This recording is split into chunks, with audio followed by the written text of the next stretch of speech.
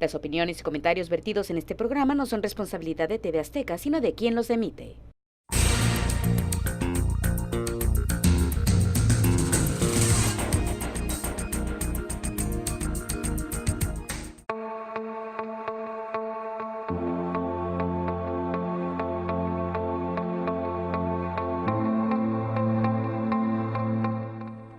Temec.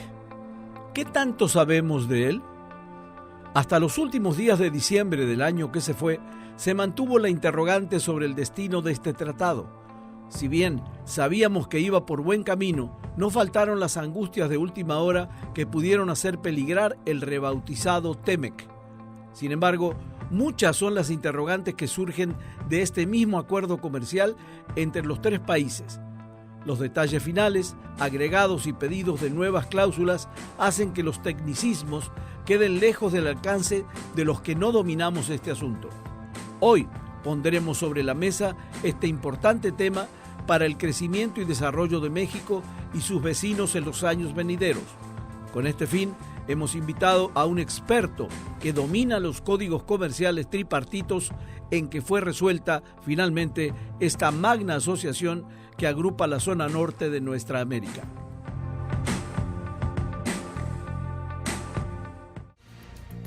Buenas noches y bienvenidos a un nuevo programa donde pondremos sobre la mesa un tema de interés general para seguir inaugurando año. Ya hicimos un programa la semana pasada y bueno, estamos ahora con un tema, es un asunto que nos compete a todos y que nos tuvo un poco en vilo para esperar el resultado final. Creo que es positivo y para eso nada mejor que un experto que nos va a poner clarito sobre esta mesa todo lo que debemos saber sobre el nuevo Temec. Mi compañera Carla, buenas noches. ¿Qué tal? ¿Cómo estás, Carla? Buenas noches, muy bien, gracias. Y como bien lo decías, no podíamos tener mejor experto, Octavio de la Torre, abogado fiscalista. Vamos a hablar de un tema pues denso, pero lo vamos a ir separando para poderlo digerir un poquito. Todos lo hemos escuchado, quizá mucha gente en casa todavía tiene las dudas y no sabemos realmente en qué nos beneficia o si pudiera a lo mejor en algún momento perjudicarnos, ¿no? Este nuevo tratado. Bienvenido, buenas noches. Muchas gracias, José, muchas gracias, Carla. Saludos a todo tu auditorio. Gracias, aquí Octavio. un privilegio estar con ustedes para conversar de un tema que nos apasiona a todos, y que aparte es fundamental en esta frontera reconocida como la más dinámica de México. Claro. Así es. En donde compartimos el espacio con la sexta economía del mundo, como es la del estado de California, no más. No más, menos. para empezar. Así es. Octavio, sé que México, en términos comerciales, fue un país antes de los tratados y es un país después de los tratados. ¿Cómo empezó esto de los tratados comerciales? Pues tú recordarás los 80s, los 90s, sobre todo en el sur de la República Mexicana, porque en la frontera existía una zona libre que estuvo vigente desde 1935 hasta el 94, donde se da el periodo de transición al Telecán. ¿No? Tenían una situación en particular por las cadenas de abasto, por la infraestructura. Sí, sí. Entonces la realidad y la vida en Baja California era muy distinta a la realidad en la vida de Baja California para abajo. Claro. Y no sé si recordarás que en esa época nada más existían unos tenis y unos zapatos, unos jeans y un solo color, y todo el mundo andábamos uniformado. Entonces no sé si recordarás que en esa época también pues, lo que había en mayor proporción en algunas zonas, sobre todo en la Ciudad de México y en algunos mercados, era la fayuca. Claro, donde encontrabas esos productos de colores, ¿no? Los topsiders y las camisas polo y los colores rosas. Sí, sí. Recordarás, ¿no? Entonces, claro. Nosotros estábamos acostumbrados a un mercado de consumo interno en el cual lo que producíamos lo consumíamos internamente. México, en el siglo pasado, define modificar la forma en la que veía el comercio exterior en materia internacional. Y es cuando inicia todo un proceso de incorporación, primero al GATT, primero a este acuerdo multilateral del cual después deriva la Organización Mundial de Comercio, y después a iniciar este proceso de negociación del Telecán. ¿No? Este proceso, ¿no? lleva unas subidas y unas bajas, porque los propios empresarios mexicanos en algunos momentos impulsaban el que se implementaran estos esquemas de libre comercio, pero había otro sector que decía, no, claro. Porque yo tengo de una u otra manera, tengo una cadena, ahora sí que un consumidor final cautivo. Claro, y se veía la competencia al exterior de una manera que pudiera generar el que la industria y el productor mexicano sufriera un detrimento de su patrimonio. No veían lo positivo que era competir, por ejemplo, o tratar de ganar más mercado a lo que tenías como posicionamiento hasta en ese momento. Claro. Yo obviamente pues, te hablaba de modificar la forma en la que venías trabajando y la comodidad en la que te encontrabas. Finalmente México decide incorporarse a este Tratado de Libre Comercio de América del Norte e inicia la negociación exclusivamente con Estados Unidos. Okay. Nosotros arrancamos una negociación con Estados Unidos. Entonces el mundo, imagínate, México, los del sombrero, ¿no? Del burro vestido de cebra, ¿no? Con el tequila de María Félix, ¿no? De Pedro Infante.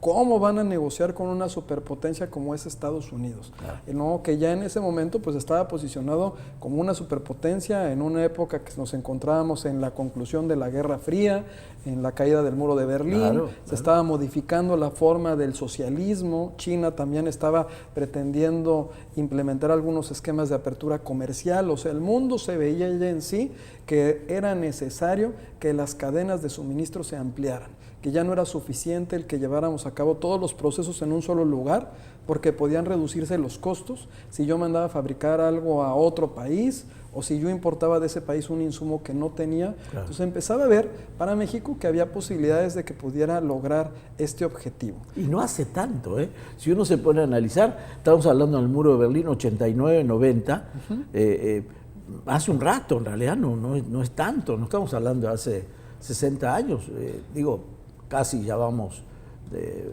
25 años, 28 años, pero de alguna manera no es tan lejano el cambio. Es que cuando te vas dando cuenta cómo avanza mucho más rápido, las cosas avanzan más rápido que lo que avanzamos nosotros, sí, o vamos mejorando. Entonces, en ese contexto México inicia la negociación con Estados Unidos, posteriormente Canadá se suma para generar esta región de Norteamérica. Canadá, ¿por qué se suma después? Porque Canadá ya te contaba con un tratado, un acuerdo bilateral con Estados Unidos, antes que nosotros. Claro. ¿Sí?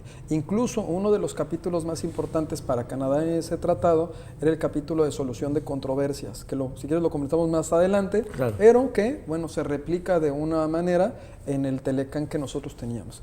Y esa travesía dura varios años. En ese momento el sector público mexicano busca el respaldo del sector privado, se crea el cuarto de junto o el cuarto de al lado, ¿no? Como lo querramos llegar a denominar, y este cuarto de junto pues eran estos productores y empresarios mexicanos, incluyendo también líderes sociales, ¿no? De la iniciativa privada, que lo que hacían era aconsejar o apoyar con información al gobierno mexicano, que no son los que hacen los negocios los hacemos los empresarios, ¿no? Que tienen una experiencia distinta y les apoyaban con datos, con estadística y con la toma de decisiones. Esto nos lleva a que este acuerdo se logre firmar, se logre ratificar, pero también hay una historia ahí, ¿no? Cuando nosotros concretamos nuestro tratado con George Bush padre, que era republicano, en ese proceso se da también una elección en Estados Unidos donde ¿quién gana? Bill Clinton, que recordarás que no tenía posibilidades de ganar en un principio, no sé si recuerdas, sí, es verdad, ¿no? Y termina ganando Bill Clinton y obviamente la base demócrata también ya habiendo concluido una negociación, teniendo un acuerdo en principio, solicita que se agreguen algunos otros demandas del sector que respaldaba a los demócratas. Entonces se da en ese proceso también una serie de firmas de anexos adicionales o de acuerdos paralelos adicionales que forman parte de nuestro tratado. Pero fíjate lo más padre de esto, pues nos salió bien, ¿no? Y entramos los tres. Y entonces México dijo, oye, pues ya me gustó, ¿no? Esto de los tratados, pues como que se me va a dar. Exactamente, o sea, ¿en qué le beneficia a un país, en este caso México, estar en este tipo de acuerdos con uno o más países? Porque así como obviamente busca beneficios, pues también hay algunas cosas que México tiene que ofrecerle a los otros países. Siempre dentro de las negociaciones lo que se pretende por parte de los gobiernos es generar el mayor beneficio a sus ciudadanos. Claro. Y particularmente en un tratado, pues tú buscas las mejores condiciones para que tú los productos de tu país puedan ingresar al otro país y se encuentren con cierta protección. Es como una sociedad, o lo platicábamos, como un matrimonio, ¿no? Tenemos derechos distintos a los que tienen nuestros amigos y en una sociedad tenemos derechos distintos como socios a los que tienen nuestros compañeros de trabajo o a los que tienen otras sociedades que no forman parte de la nuestra. Esas condiciones te dan una preferencia o un beneficio adicional en el traslado de las mercancías, en autorizaciones, en tiempos, en impuestos. A México, en los 90s, este acuerdo pues le genera grandes frutos hasta el día de hoy. Estamos hablando de que el comercio entre México y Estados Unidos creció 7 veces. Pero, ¿qué pasó con el mundo? El mundo también empieza a buscar con México generar otros acuerdos. ¿Por qué? O sea, si vemos en el contexto actual, nuestro Tratado de Libre Comercio entre México, Estados Unidos y Canadá representa el 25% de la riqueza del mundo. El mayor mercado de consumo mundial, ¿cuál es? Estados Unidos, claro. Bueno, y los chinos, ¿no? Con sus 1.600 millones de habitantes. ¿No? Entonces, obviamente, México ve que hay una gran oportunidad de complementar nuestro acuerdo de consumo con Estados Unidos haciendo acuerdos con otros países, con la intención de integrar las cadenas productivas en México, cumplir con ciertos procesos en México de industrialización o de servicios, de transformación, y que esos bienes pudieran ser exportados a Estados Unidos. Porque nosotros teníamos una preferencia para que entraran a Estados Unidos nuestros bienes y tenemos una frontera colindante muy grande. ¿Qué sucede en los siguientes 20 años? Que México construye 13 tratados, o sea, el de Telecán más 12 más, con más de, aproximadamente 52 países, y esto nos da una plataforma de acceso a mercado a través de todos estos acuerdos de más del 70% del PIB del mundo. Wow. Se van a preguntar, en el mundo, para los chicos que nos están escuchando, que siempre lo pongo en las conferencias y en las pláticas, ¿contra qué nos estamos midiendo? En el mundo, por la ONU, están reconocidos 194 países. Esos 194 países representarían el 100% del PIB del mundo. Tenemos negocios, y estos acuerdos en particular, nada más de tratados de libre comercio con 52 que te dan ese 70%. Y los habitantes en el mundo a los que tenemos acceso para que los productos mexicanos se puedan vender y que tengan estos beneficios son más de 1.600 millones de habitantes. Eso es lo que se construye después de los 90s a través del marco jurídico nacional y a través del impulso que se le da. Efectivamente México se vuelca totalmente al libre comercio, a tratar de incorporar estas cadenas de valor. Y nos hacía sentido porque México, si ves la configuración, pues bueno, tenemos puertos pudiéramos tener puertos en todos lados. Claro, claro. Pero, bueno, ahí por lo menos en lo que es el Golfo de México y en el Pacífico tenemos 2 puertos que son sumamente interesantes. Entonces, toda esta plataforma o hub logístico de transformación se crea con la intención de que se integren los procesos aquí y que se incorpore mayor inversión extranjera con la intención de que a través de la innovación, la tecnología, pues los productos mexicanos, ¿no?, puedan incorporarse al mercado de Estados Unidos. O sea, el hecho de tener acuerdos con más de 50 países, te hace, es decir, al firmar, por ejemplo, el primer tratado con Canadá y Estados Unidos, a México le dio un endoso de credibilidad, un endoso de atractivo, digamos. Entonces muchos países, me imagino, y yo no soy para nada experto en estas cuestiones, pero por eso estás tú aquí. Pero si yo quito todos los países, mejor dicho, yo quito el tratado con Estados Unidos y Canadá, ¿qué me queda en el total de exportación o de tratado, de dinero? ¿Qué le ingresa? Habría que restarle el 70% del PIB mundial, el 25% que te representa el acuerdo entre Estados Unidos, México y Canadá. Ahora, la ventaja que tenemos competitiva también radica en la posición geográfica que tenemos actualmente. Y que tienes una ventaja de cruce inmediato con Estados Unidos para colocar tus productos, ¿no? Y el tema logístico en cuanto a los tiempos de entrega, pues obviamente es fundamental. Entonces, en el momento en el que se negocia este acuerdo, este Tratado de Libre Comercio, pues se piensa también en un tipo de comercio que existía, ¿no?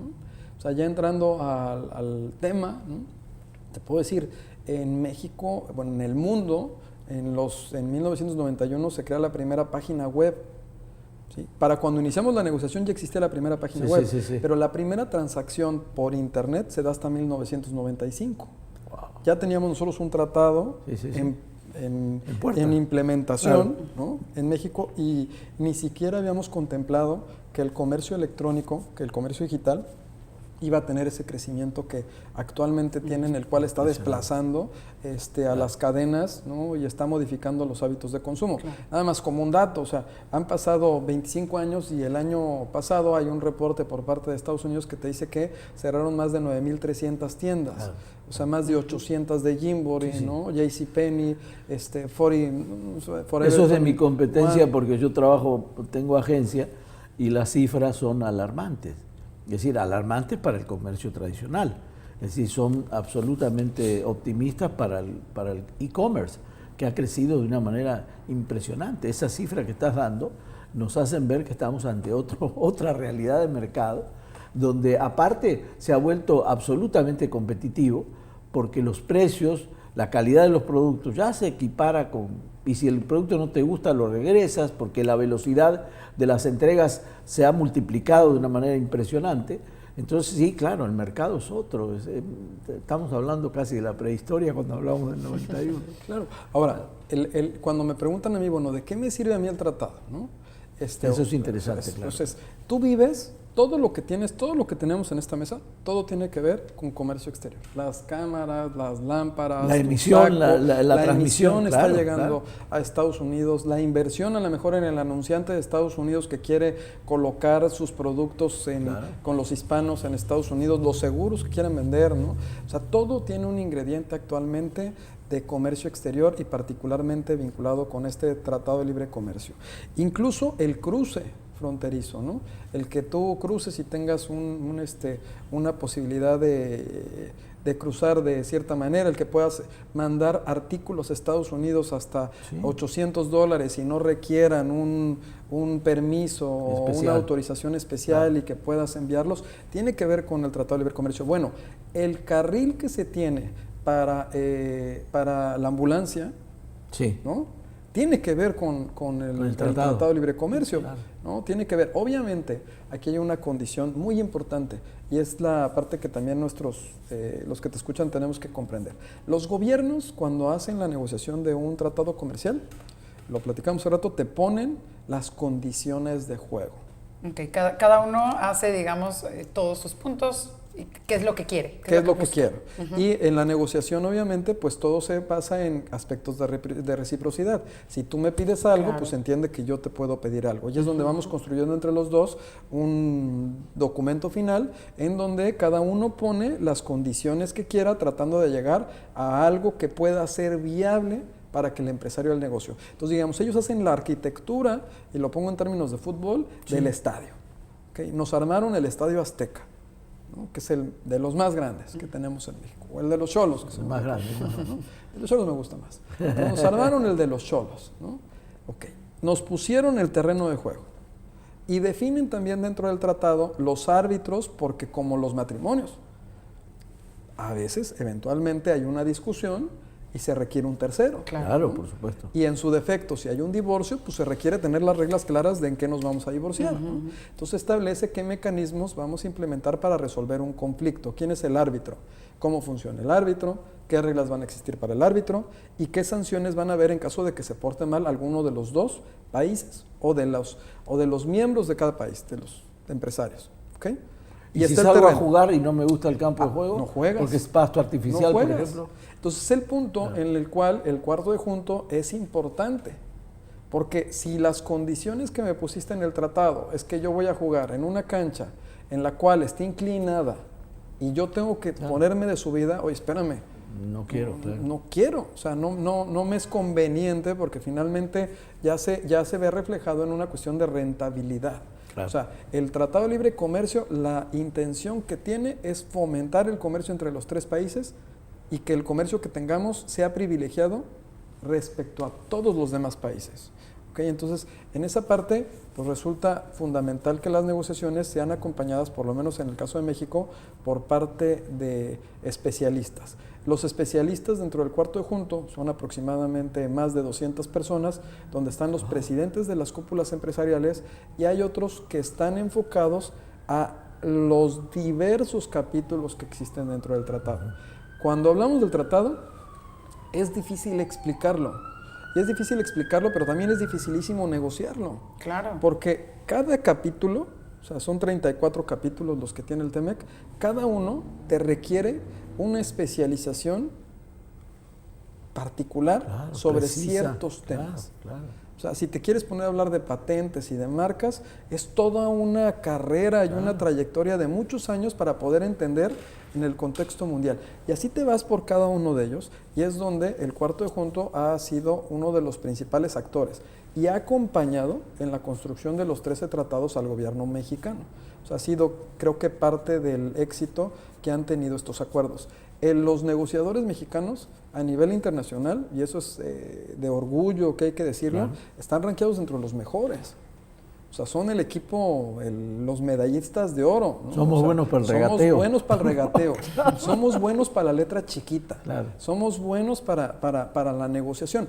Bueno, yo creo que lo tenemos en el ADN, ¿no? Pues nosotros desde Tlatelolco, ¿no? En los mercados de hispánicos o hispánicos, pues siempre estamos negociando, ¿no? Entonces esa parte creo que ha sido uno de las ventajas que el gobierno mexicano ha hecho prevalecer dentro de los acuerdos, ¿no? ¿En qué momento intervienen los profesionales del cuarto de junto? ¿En qué momento? Es permanente. Es permanente. Ajá. Okay. Es permanente. Cuando se abren negociaciones, aquí hay una ley de cámaras y sus confederaciones. Esta ley se encuentra publicada. Esta ley establece cuáles son los organismos obligados de consulta del gobierno federal. Reconoce como organismos obligados de consulta a la Confederación de Cámaras Nacionales de Comercio, Servicio y Turismo, sector terciario, y a la CONCAMIN, que es la Confederación de Cámaras de Industria. CNA sería el sector primario, entonces tienes primario, secundario y terciario. Y de acuerdo con esta ley, que te establece que el gobierno está obligado a consultar. De ahí viene el fundamento de por qué existe el cuarto de junto. En México esto viene de hace más de 100 años, o sea, no se nos ocurrió ayer. Nada más que en el tema del cuarto de junto se toma esta ley, se crea este cuarto de junto, porque obviamente las consultas se llevan a cabo por sector. Entonces es mucho más sencillo que tengas identificados en los organismos empresariales los sectores que pudieran tener un beneficio o una afectación y se consulta. Esto no quiere decir que nos hagan caso, ¿no? Es muy diferente el que te consulten al que tú veas publicada ahora sí que la petición o solicitud que hiciste. Pero bueno, vas acompañando y vas dando las razones prácticas de por qué sería incorporar algo de una manera o de qué pérdida tendríamos si se incorporara de otra. Claro. Ese cuarto de junto se convoca por los organismos empresariales, o sea, hay una persona que lo dirige, ¿no? Que tiene una trayectoria muy importante en todos los tratados que ha firmado México, y se van convocando tanto a sesiones generales como a sesiones en particular por cada uno de los capítulos, en donde se va informando y se van entregando propuestas o se van llevando notas, pero es paralelo e independiente a lo que el gobierno mexicano va negociando. Por ejemplo, en toda la negociación del Telecán, hasta noviembre, que se firma en Argentina por el presidente Peña Nieto, el cuarto de junto siempre acompañó con recursos propios. O sea, no hay... Esa era la pregunta que te iba a hacer. Nosotros, ahora sí que los ciudadanos y los empresarios pagamos nuestros vuelos, pagamos nuestros hoteles y vamos acompañando al gobierno federal, y el cuarto de junto se instaura literalmente en un cuarto de junto. O sea, no importa el lugar, sino es lo bonito de ese cuarto, es que importa lo que se pueda construir, y la forma en la que se trabaja pues tiene una intención en la cual lo que se pretende pues obviamente es que el interés que esté por encima de cualquier otro sea el nacional. Claro.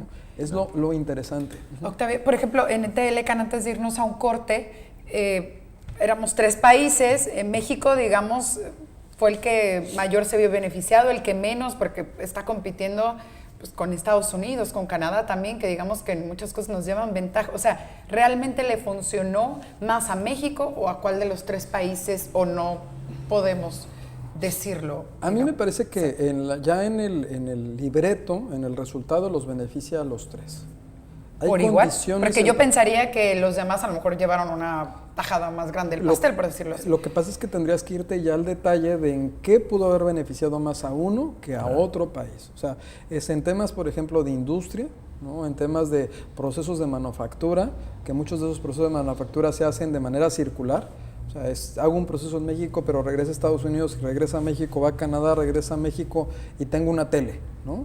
Tengo un vehículo. Entonces, en todos esos procesos pues hay una derrama. Obviamente, cada país tiene una característica distinta en cuanto a su configuración y en cuanto a los recursos que pudiera llegar a aportar a este tratado. Obviamente, para México, pues representó hacer negocios con el país más grande competitivamente y el más poderoso en ese momento y hasta la fecha.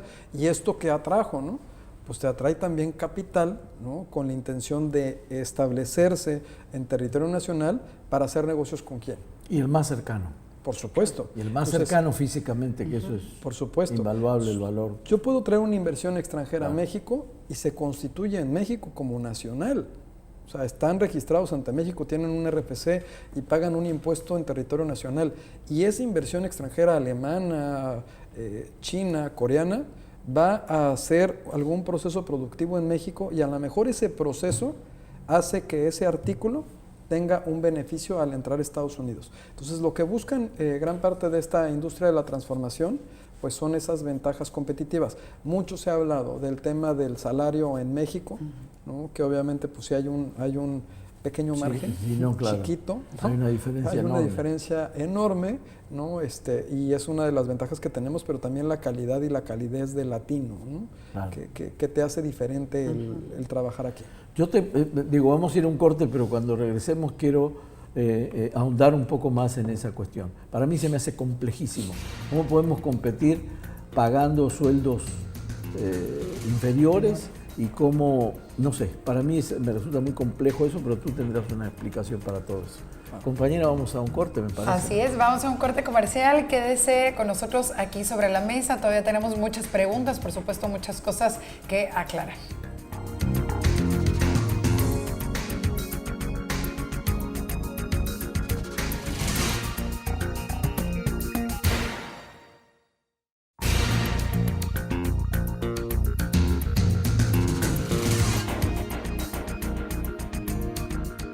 Gracias por continuar con nosotros aquí sobre la mesa. Se encuentra con nosotros todavía el abogado fiscalista y mucho todavía de qué hablar, Octavio de la Torre. Estamos hablando de todos estos precedentes de los tratados que México ha tenido con el tiempo, no solamente con Estados Unidos y Canadá, sino con muchos otros que quizá muchos desconocíamos, ¿no?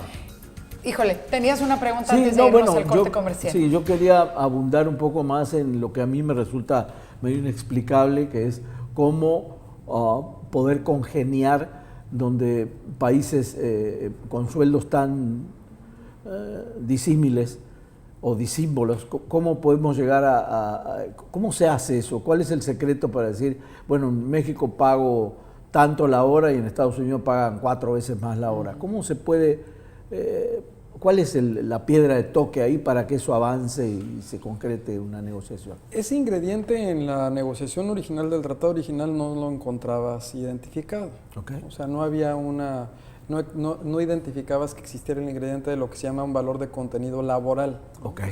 Incluso en las negociaciones de los tratados posteriores en los que México es parte, pues no lo encuentras. O sea, no hay una condición en cuanto a los salarios o que te pongan una condicionante de, bueno, ese producto va a entrar siempre que pagues tanto. O sea, eso, okay, ¿por qué? Porque finalmente los tratados originalmente se enfocaban nada más en los bienes, en los productos, en las mercancías. Y actualmente los tratados pues también incorporan condiciones relacionadas con los servicios, ¿no? Los servicios forman parte muy importante de los tratados de libre comercio. A lo mejor no lo ves en la balanza de cuánto exportamos y cuánto importamos. O sea, no veo una balanza que te diga cuántos servicios exportamos relacionados con la exportación de los productos que enviamos, ni cuántos servicios importamos relacionados con los servicios con los productos que importamos, ¿no? Claro.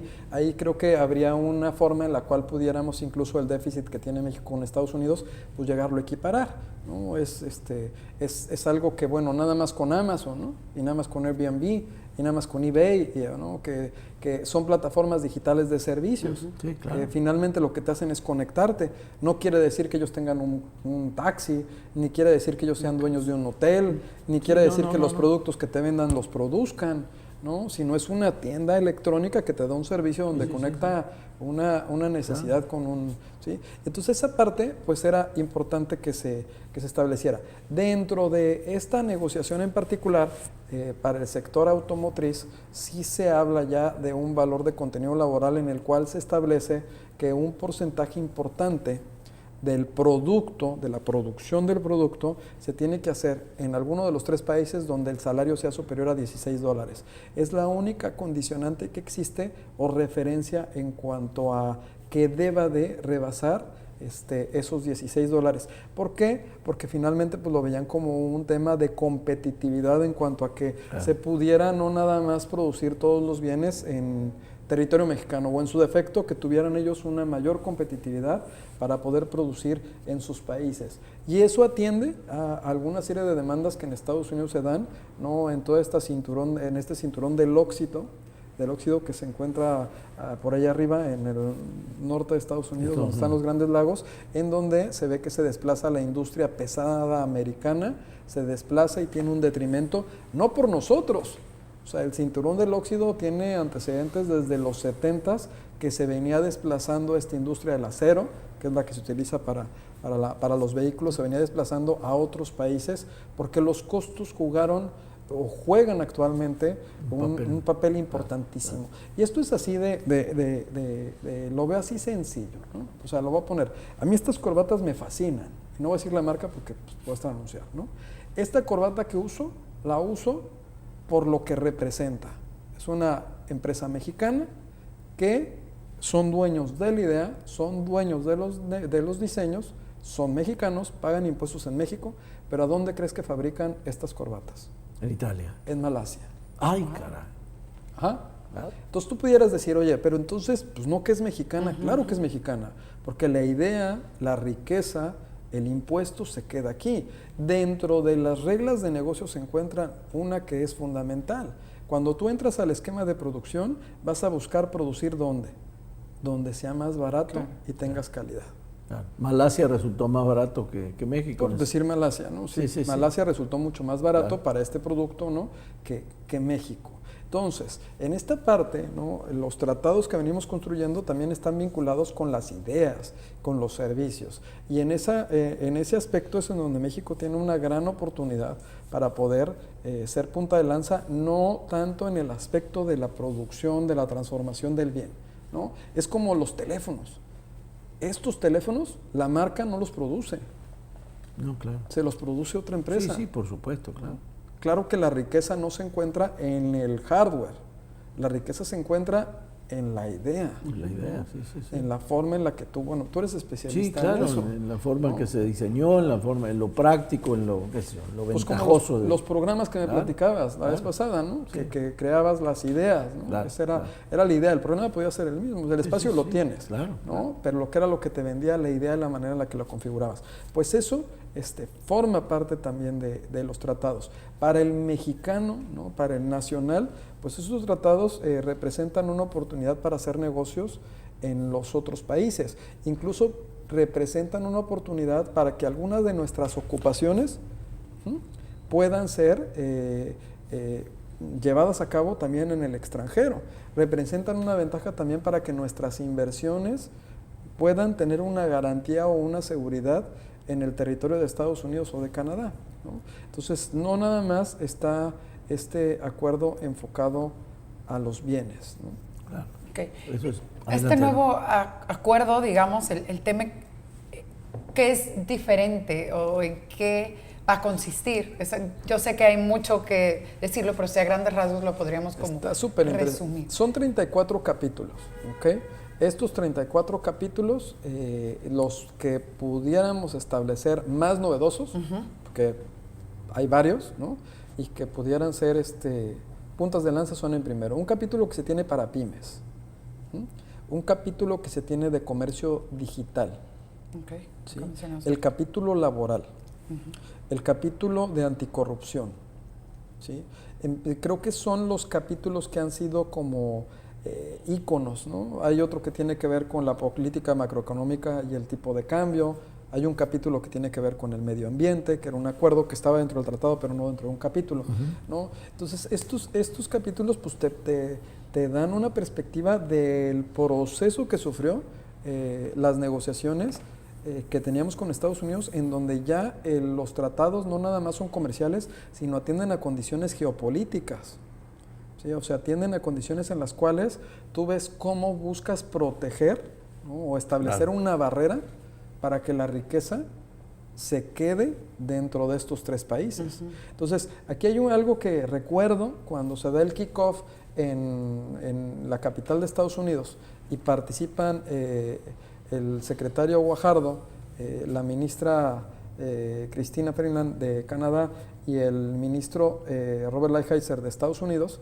Pues las posiciones de los tres fueron, en principio, la de Cristina fue de tenemos que ver cómo hacemos más incluyente el acuerdo, cómo incorporamos las cuestiones de género, cómo subimos a las pequeñas y medianas empresas a que puedan gozar de los beneficios de ese tratado, porque parecía que nada más estaba para los grandotes, ¿no? Los grandotes, y había que ver cómo nuestras economías, la de Estados Unidos, la de México y la de Canadá, se basan en las pymes. O sea, las pymes son la parte estructural en donde se encuentra el mayor empleo formal, en donde se hacen los mayores negocios, donde está la mayor parte del PIB. Por lo menos en México se encuentra en ese sector. Y después el negociador mexicano decía, bueno, ¿para qué hay que cambiar lo que funciona? ¿No? Hay que mejorarlo, hay que buscar un esquema de ganar-ganar, ¿no? Y es reconocido como el tratado más importante en todo el mundo, por lo que representa. Pero después viene el ministro de Estados Unidos, Robert Lighthizer, y dice, a ver, señores, el tratado no ha cumplido con el objetivo para que fue creado, no ha respondido a la riqueza que se quiere generar para los pueblos de Norteamérica, hablando no nada más de Estados Unidos, sino hablando como región, y no va a tener que ser nada más una cirugía estética. Este tratado requiere que se haga, ¿no? Un total cambio en la forma en la que estamos haciendo negocios. Y ahí arranca tu negociación.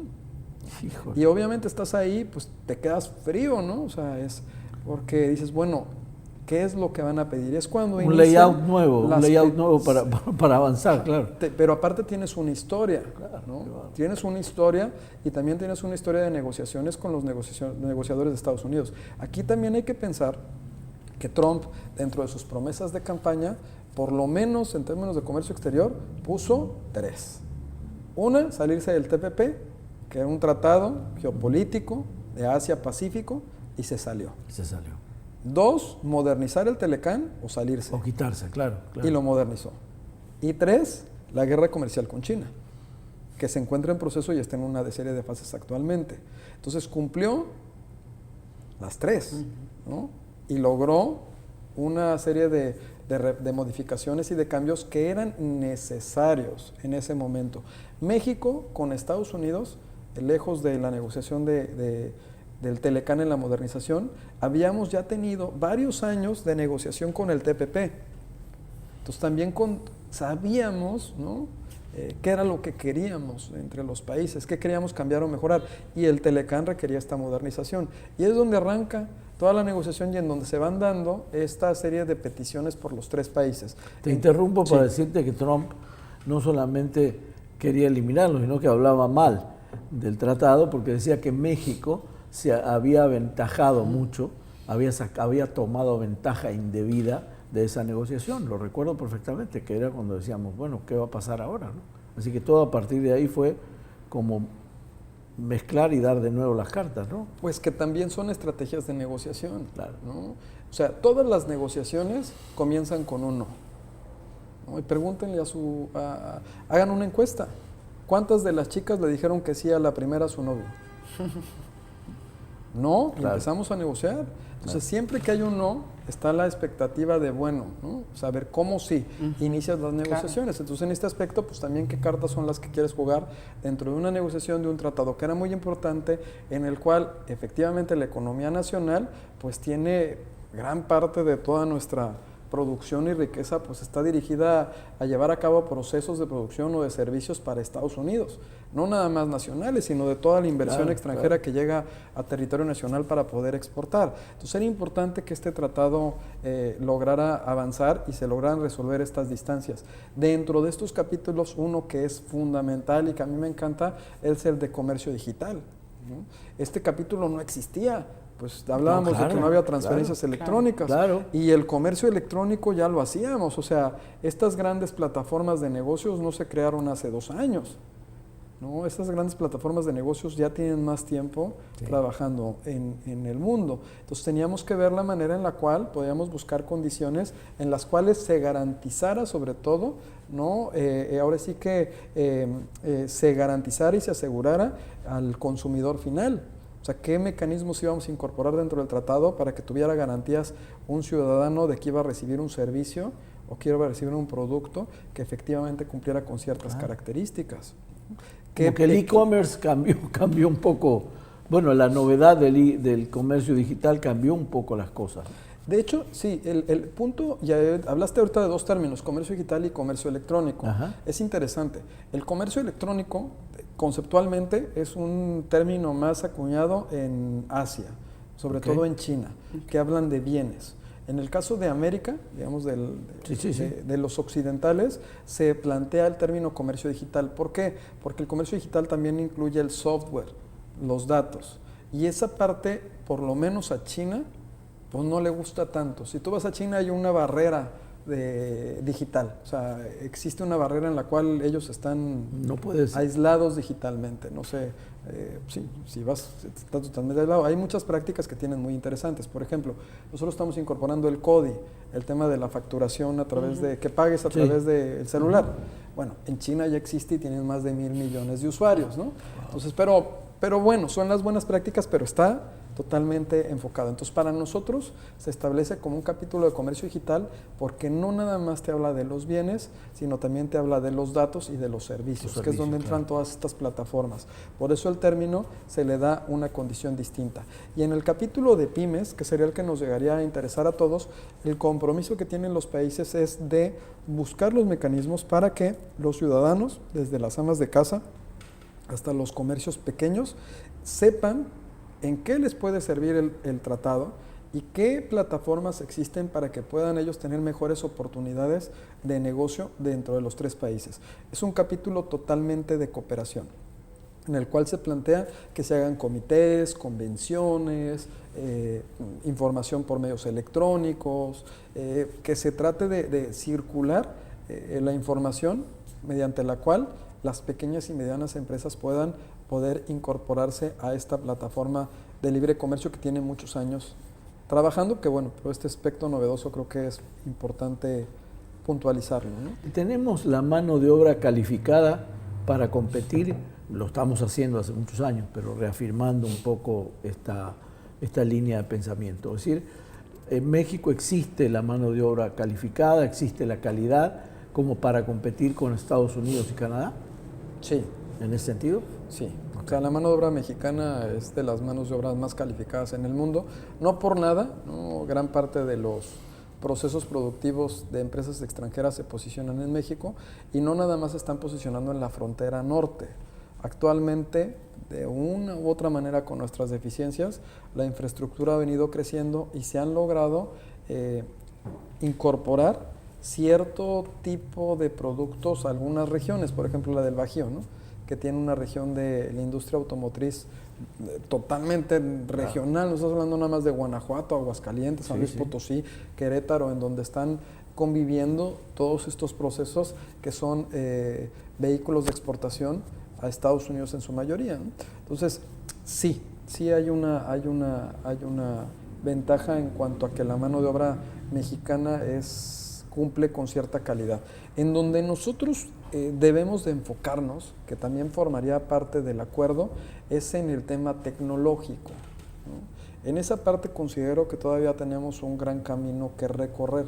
¿Ya qué voy con esto, no? Hubo un estudio por parte de la Universidad de Oxford en el 2013, donde hace una evaluación de más de 700 ocupaciones, en donde determina, ¿no?, en qué nivel estas ocupaciones pudieran ser suplidas por un algoritmo.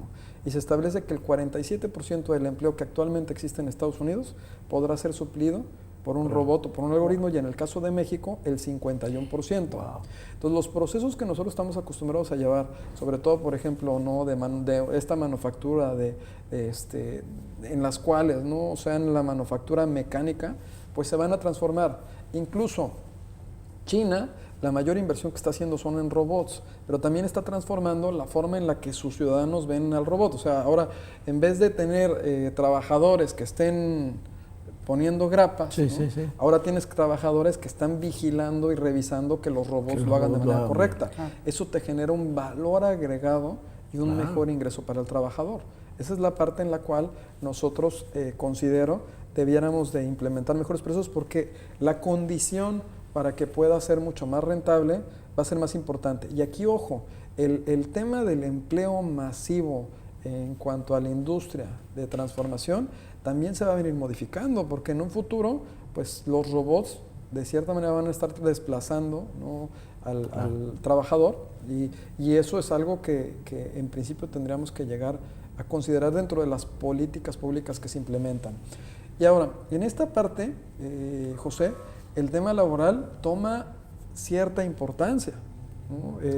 Porque aun cuando nosotros teníamos ya firmado un TEMEC, ¿no?, un TEMEC que, por cierto, el nombre se le pone por una consulta pública que hace nuestro actual presidente por Twitter, ¿no?, y decidimos todos votar por Tratado México, Estados Unidos, Canadá. Para Estados Unidos es USMCA, y en México era importante la palabra tratado, porque de acuerdo con nuestra Constitución y con nuestra ley sobre tratados, pues se requiere que ese tratado sea ratificado y aprobado por el Senado, aun cuando es negociado por el Ejecutivo. Estados Unidos no había iniciado su proceso de aprobación, y es cuando vienen una serie de demandas adicionales por parte de los demócratas y por parte de los republicanos, las cuales terminan negociándose con el gobierno actual.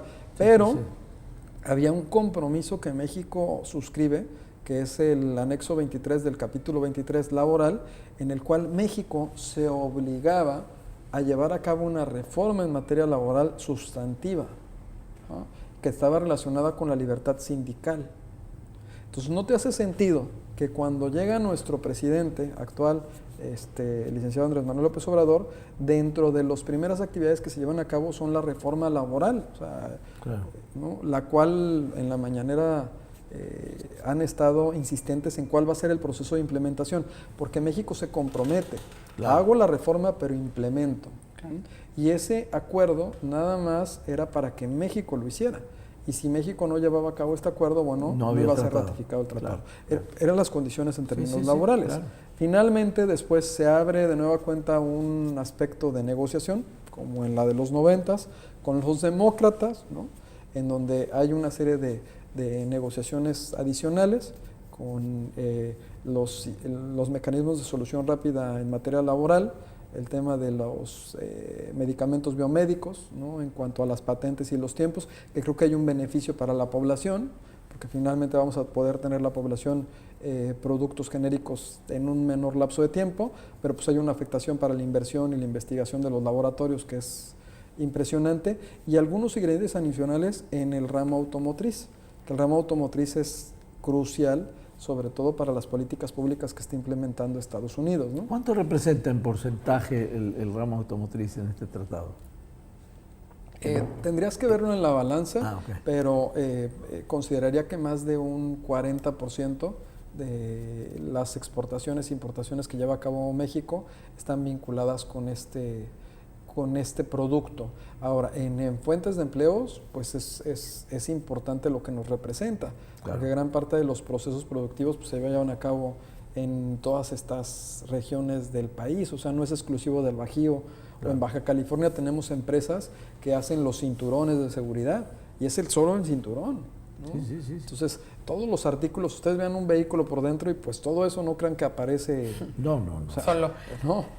¿En qué situación actual está ahorita el TEMEC? ¿Qué hace falta o qué tardó? Bueno, sabemos que de repente Estados Unidos ahí tiene sus condiciones, tuvo que ver Donald Trump, incluso juicio político, etcétera. ¿En qué situación estamos actualmente? Bueno, posiblemente el día de hoy, más tarde, ya se ha ratificado por el Senado de Estados Unidos el tratado. ¿Y ya sería lo último, digamos, o qué tiene que pasar? Falta que Canadá, porque Canadá es un tema de tiempos legislativos. Canadá retoma su parlamento, su proceso legislativo en febrero. Entonces, a partir de la fecha en la que esté ratificado por los 3 países, hay un plazo, digamos, de gracia para que entre en vigor el acuerdo comercial nuevo con las condiciones nuevas. Y dependiendo el tipo de actividad, también hay plazos para que de manera sistemática y progresiva se vayan dando la implementación. O sea, tampoco es tan brusco. No pusieron, sí, porque sí te habla de una forma distinta de hacer negocios con Estados Unidos. El capítulo de anticorrupción te habla de esquemas que tienen que incorporar las empresas, de compliance, ¿no? De esquemas de cumplimiento, de antisoborno, de anticorrupción, de sistemas de gestión de cumplimiento, de sistemas de gestión de riesgo. O sea, te habla de una forma diferente de trabajar sin que nos espantemos. Pero esto pudiera ser este mismo año, a mediados. Este año. No, es incierto. Mira, la apuesta la gané. Cuando vine la vez pasada, les dije que seguramente en enero o febrero. ¿No? Y no, que a mitad de año, no. Los procesos tenían que ser de esa forma. Entonces, en principio, pudiéramos ganar la apuesta y tendría que invitarlo a cenar, ¿no? En principio, pero posiblemente en febrero estaría. Canadá, a diferencia de México, que México siempre hemos sido, pues siempre somos los más aplicados en la clase, ¿no? O sea, que con las tendencias internacionales de la OCDE o de la OMC, siempre somos de los primeros que nos gusta sacar la palomita. Y fuimos en el tema del tratado los primeros que lo aprobamos en 2 veces, ¿no? Porque la última modificación del protocolo pues lo aprobamos en 3 días, ¿no? En nuestro Senado.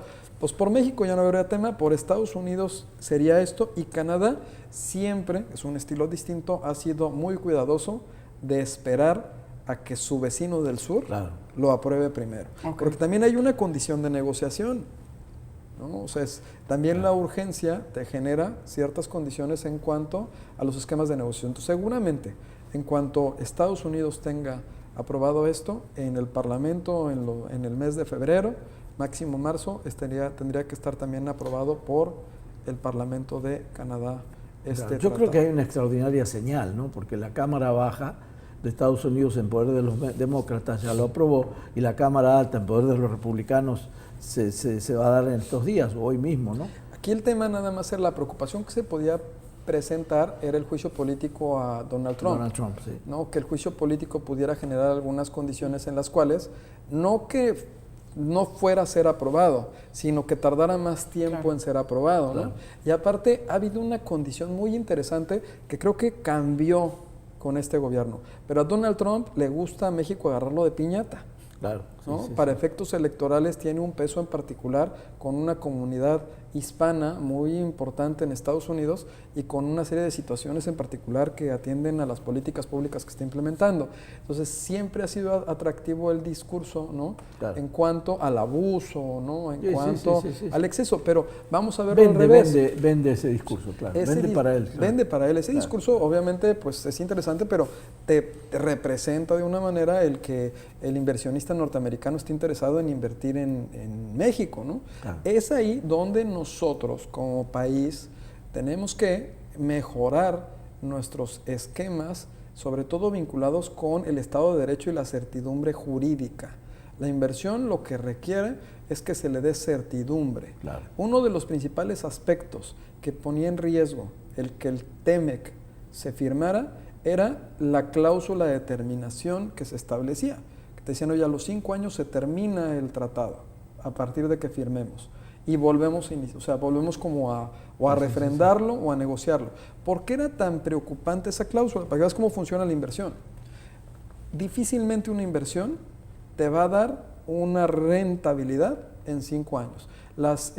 La continuidad de un negocio no se proyecta a 5 años, ¿no? Entonces, por eso dentro de las negociaciones se ve un esquema en el cual se habilita otro mecanismo con el cual el tratado por lo menos tiene una vigencia de 16 años, prorrogable a más tiempo y con un plazo de negociación, si algo no nos gusta, por lo menos de 10 años. Más razonable. Más razonable. Entonces la inversión dice, oye, tengo más seguridad y garantía, ¿no? Ahora, en el caso de México, la implementación del tratado viene de la mano de nuestras leyes y de unas reglas uniformes, o sea, no queda en el texto. Ahora, ¿cómo lo vamos a hacer? Y es donde México empieza a diseñar cómo va a hacer que el tratado sea posible. En Estados Unidos, por su sistema jurídico, ellos presentan el acuerdo, o sea, el acuerdo comercial, no lo llaman tratado, y presentan una ley de implementación. La ley de implementación es donde establecen cómo van a hacer cumplir, observar, vigilar y cuánto presupuesto se requiere para que el tratado funcione. Es la diferencia entre nuestros sistemas jurídicos. Nos queda un minuto. Una última pregunta. Increíble. En este caso, en lo que dices, las negociaciones, en este caso el que paga manda, es decir, Estados Unidos ha sido el que ha puesto más condiciones y el que quizás se pudiera haber mayormente beneficiado, ¿o? Los tratados buscan un piso parejo y Estados Unidos tiene de una manera intencionada, ¿no?, que ver por los intereses de sus ciudadanos, y en ese aspecto siempre va a buscar una ventaja. Claro. La grandeza de México está en lograr que pues esos aspectos no lleguen a permear a los empresarios nacionales y buscar también ventajas. Entonces tú no puedes tener un blanco y negro, o sea, hay matices, capítulos y matices, claro, en los cuales, claro, tienen una ventaja y hay otros en los cuales conservamos nuestra ventaja o incluso mejoramos nuestra ventaja. O sea, entonces nos queda un cachito nada más. Sí. ¿Eres optimista con el nuevo tratado? Sí, por supuesto.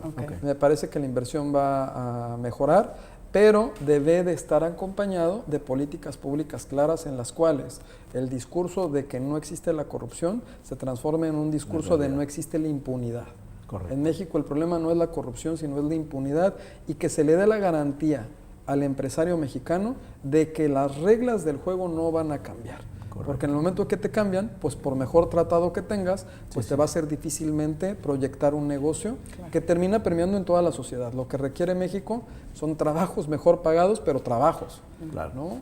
Entonces, así bueno, es. Yo digo, nos quedamos tenemos que invitarte obviamente en la segunda parte. Otro programa, sí, exacto, segunda y hasta tercera parte de agradecimiento.